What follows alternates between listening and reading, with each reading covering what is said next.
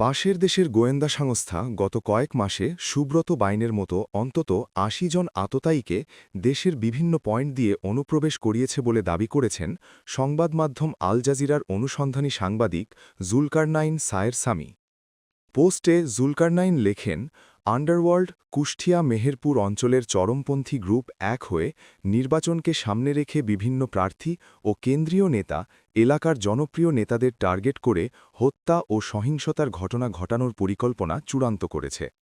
পশ্চিমবঙ্গ পুলিশের একজন ঊর্ধ্বতন কর্মকর্তা, যিনি সুব্রত বাইনের হ্যান্ডলার ছিলেন, জামিনে থাকা পিচ্চি হেলাল ও চরমপন্থী গ্রুপ গণমুক্তি ভোজের প্রধান মুকুল সম্প্রতি টেলিফোনে কনফারেন্সের মাধ্যমে এসব বিষয় নিজেদের মধ্যে আলোচনা করেছে।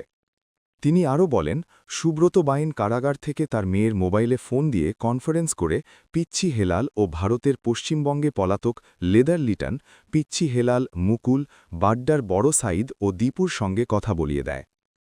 নির্বাচন বানচাল এবং দেশকে চরম অস্থিতিশীল করতে বিশেষ গোষ্ঠী সর্বোচ্চ চেষ্টা করে যাবে। একতাবদ্ধ থেকে এদের মোকাবিলা করাই একমাত্র উপায়।